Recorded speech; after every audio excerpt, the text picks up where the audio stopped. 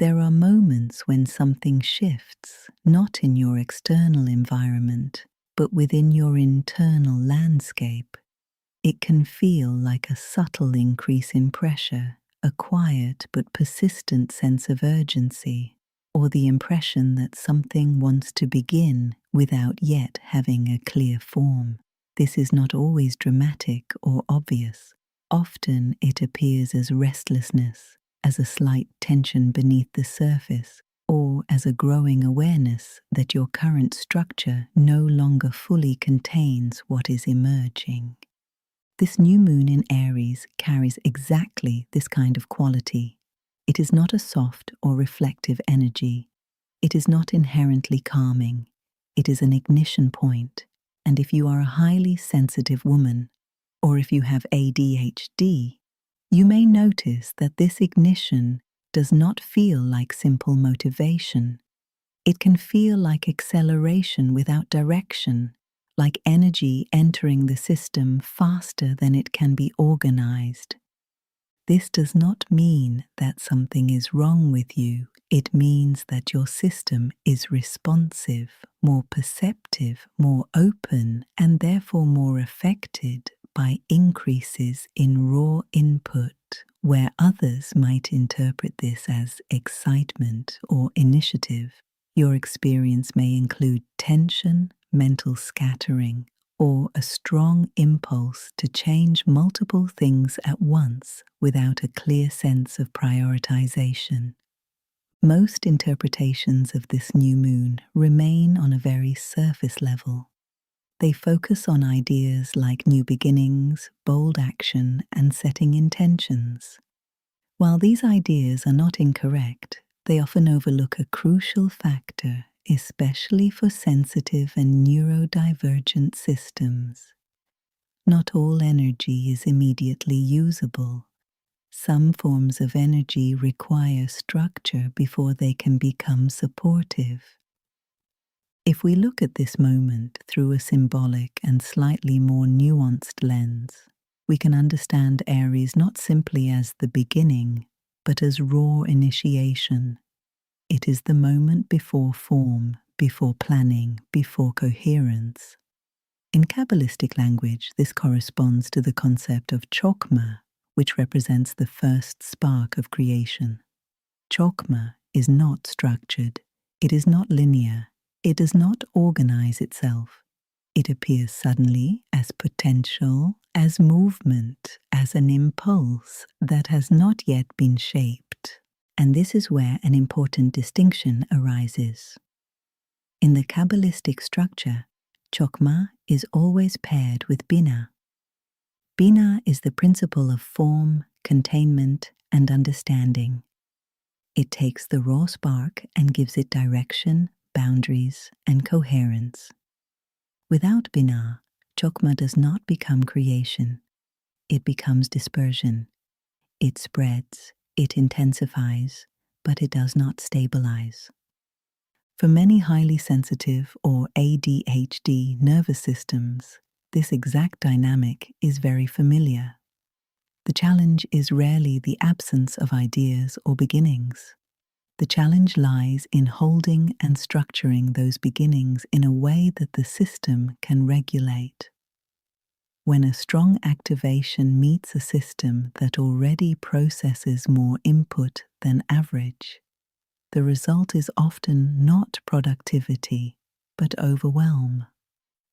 You may notice this as a sudden desire to change multiple areas of your life at once, accompanied by a parallel feeling of internal pressure. There can be a sense that something must happen now, that you should act quickly, that you should finally move forward. At the same time, there may be a lack of clarity or a subtle contraction in the body that signals that the system is not fully on board with the intensity. This is not a contradiction. It is the natural result of activation exceeding structure. And this is why the usual advice around this kind of moment often does not work for you. Being told to simply take action or to use the energy can actually increase dysregulation. Because the real question is not what you should start. The real question is what your nervous system can sustainably hold. When we shift into this perspective, the entire meaning of this new moon changes. It is no longer about doing more or moving faster. It becomes an opportunity to practice structured initiation, not expansion without limits, but movement within a container that your system can manage. The first step in working with this is to deliberately reduce the field of attention. Aries energy naturally wants to move outward in multiple directions, but your system requires a single point of focus in order to remain regulated. This means consciously choosing one area, one direction, or one theme, and temporarily allowing everything else to remain in the background. This is not a loss of opportunity. It is a form of precision that allows energy to become usable. The second step is to create a container for that chosen direction.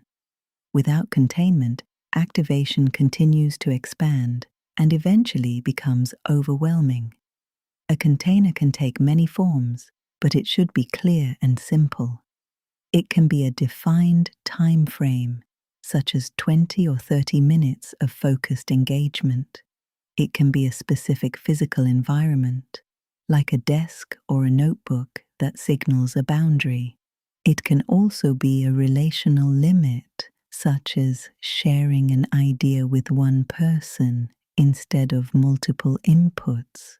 What matters is that the energy has somewhere to go that is structured enough to hold it. The third step is what could be called micro-initiation.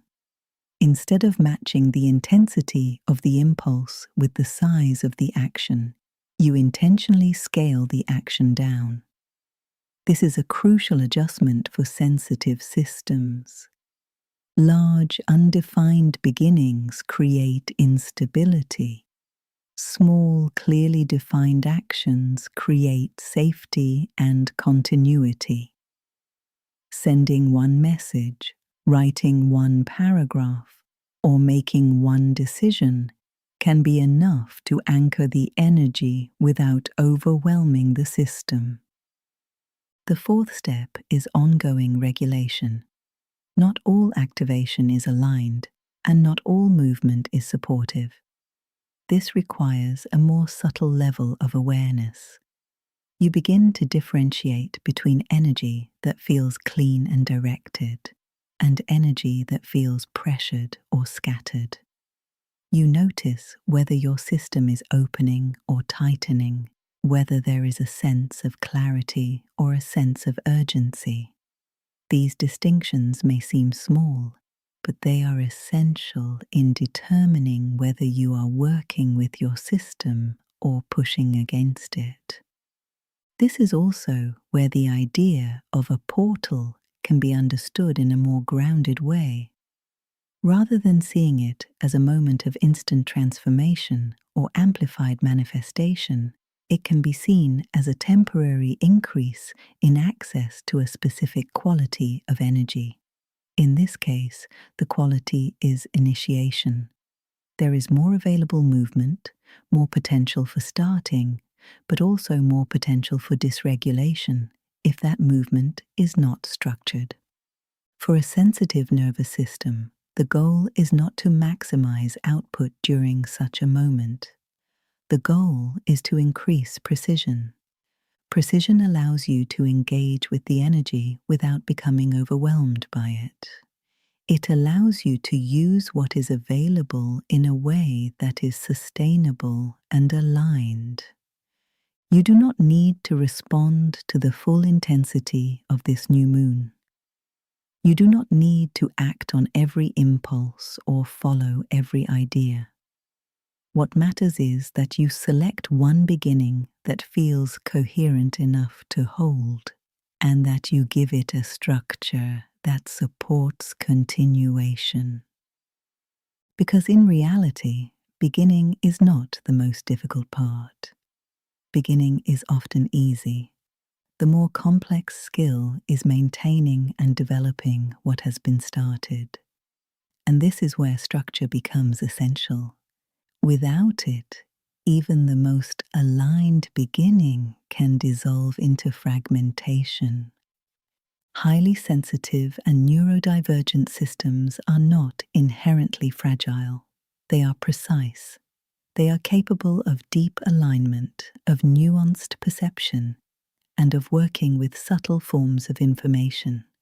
But this precision only becomes available when the level of input is matched with an appropriate level of structure. This new moon offers an opportunity to practice exactly that. Not to expand beyond your limits, but to refine how you engage with activation. To slow it down just enough to shape it. To narrow it just enough to hold it. And to structure it just enough to allow it to become something real. If this perspective resonates with you, this is the direction of this space. It is not about adding more intensity or more complexity.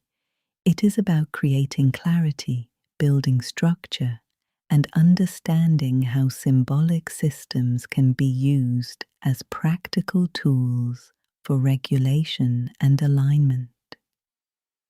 If you want to explore this more deeply, you can subscribe to this channel.